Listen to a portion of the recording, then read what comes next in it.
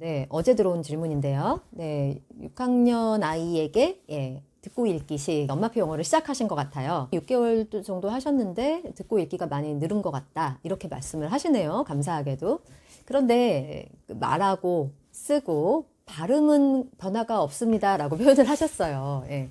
근데 이런 생각을 하고 계시는 분들이 굉장히 많으실 거라고 생각을 합니다. 이렇게 늦게 시작할수록 조금 더 빠르게 진행이 되는 경우가 실제로 많이 있어요.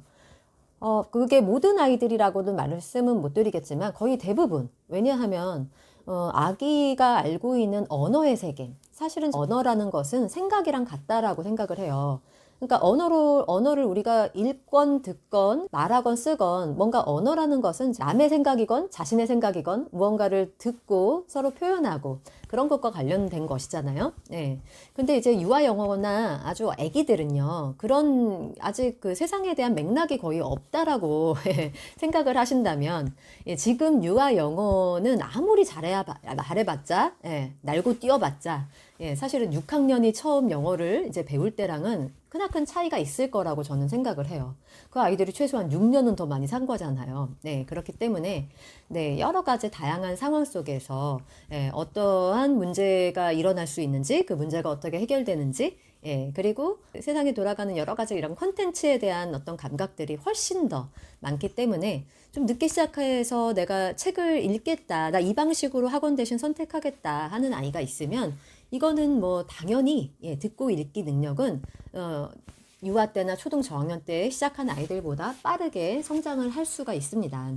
이제 문제는 뭐냐면 이게 부모님들의 어떤 조급함인 거죠.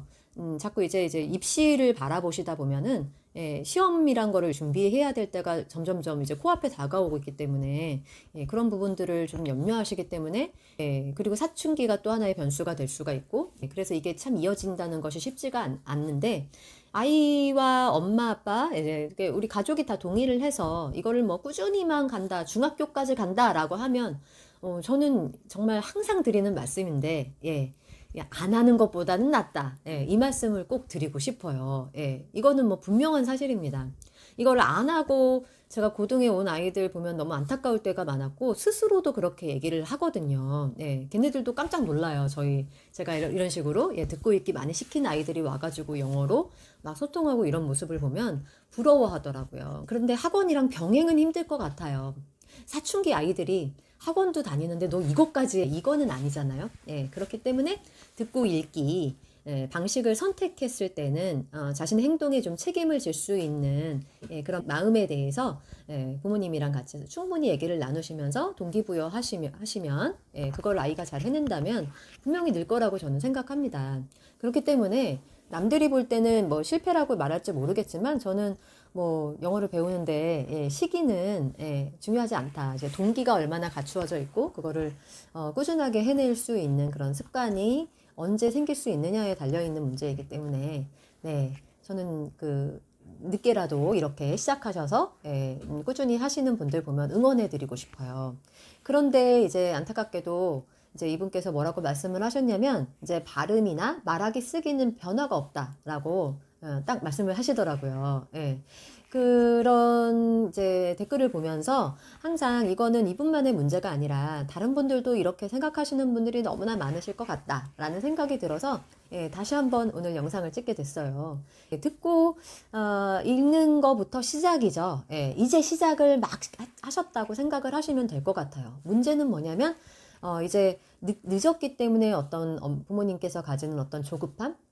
그리고 이제 비교하는 마음인 거죠.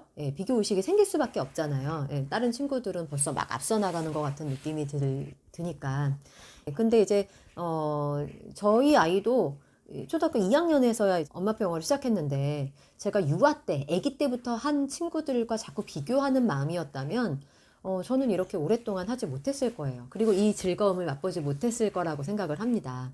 제가 어떤 독서 모임에 갔더니 모든 분들이 다 아기 때부터 엄마표 영어를 해오셔서 굉장히 뭐 뛰어난 친구들도 많이 있고, 심지어 부모님께서 아기 때 막 영어로 막 대화도 해주시는 가정도 있고, 넘사벽이었죠. 막 제가 초등학교 3학년일 때 그 모임을 시작했기 때문에, 뭐 제가 그런 분들을 자녀들을 자꾸 이렇게 바라보면서 막 부러워하는 마음, 시기하는 마음, 뭐 이런 거를 가졌다면, 저는 여기까지 못 왔을 거예요. 예.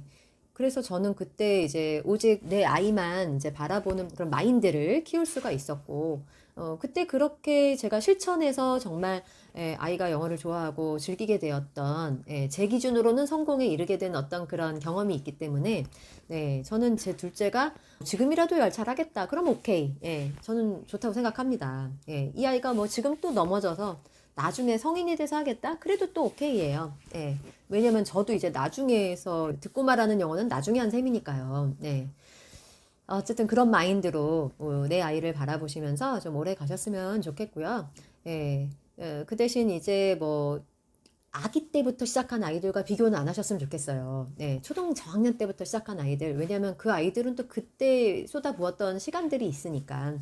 예, 그냥 이런 콘텐츠 영어 방식으로 진행을 했을 때 내 아이가 영어랑 친해지고 영어라는 것이 더 이상 좀 낯설지 않다라는 감정, 아주 좋은 감정을 가지게 된다면 그것으로 참 기쁜 일이 아닌가. 예, 사춘기에 다 아무도 막 안 하려고 하는 이 영어란 것에 대해서 뭔가 이렇게 꾸준한 습관이 만들어지면 얼마나 좋습니까? 예, 그래서 저는 그렇게 지금 발음이나 뭐 말하기 쓰기 이거 안 된다고 너무 상심할 일은 아니라고 생각이 돼요, 저요. 네.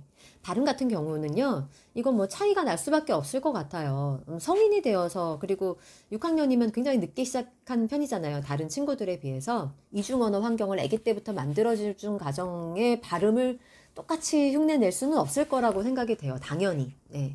또 발음이 또 중요하다고 저는 생각하진 않습니다. 네.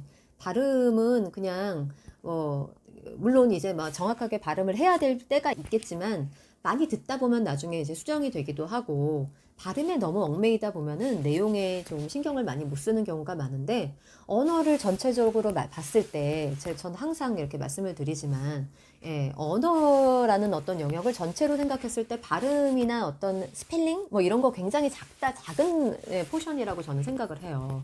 예, 그래서 여러분들께서 너무 그런 거에 대해서는 스트레스 안 받으셨으면 좋겠고요. 말하고 쓰는 거는 좀 오래 걸릴 수 있어요. 예, 당연히. 예.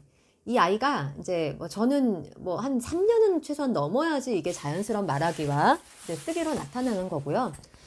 그렇게 이게 꾸준히 되었을 때 얘긴데 중학교 때는 여러 가지 변수가 있기 때문에 또 학교 공부 중요하잖아요. 이제 입시도 있고 고등학교 어디로 갈지 모르겠지만 예.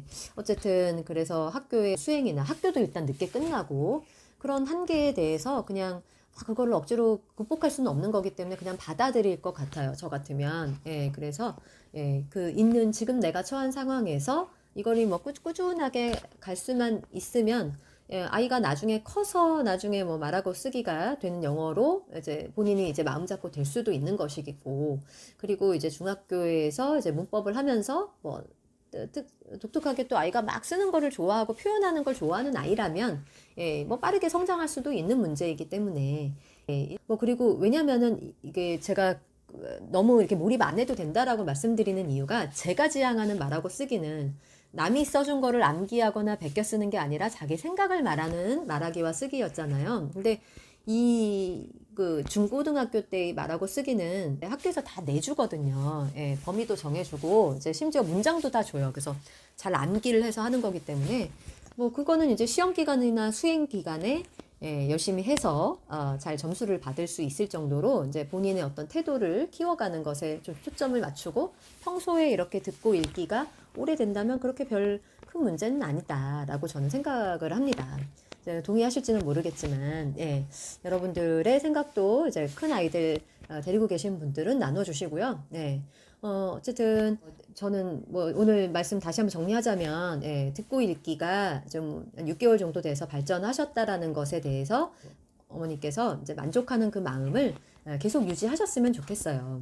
지금 안 되고 있는 것보다 그래도 짧은 기간에 큰 성장을 좀 이루었던 것에 대해서 좀 감사하는 마음도 이제 가지면 좋을 것 같고, 그렇게 또 훈훈한 분위기가 우리 가족에게 생기면 또 그것이 또 선순환이 돼가지고 아이가 또 영어를 더 즐거워할 수 있는, 그리고 오래 지속할 수 있는 동기가 될 수 있기 때문에 그런 식으로 더 좋은 면에 좀 집중하자라는 말씀을 좀 드리면서 오늘 영상은 이걸로 마칠까 해요.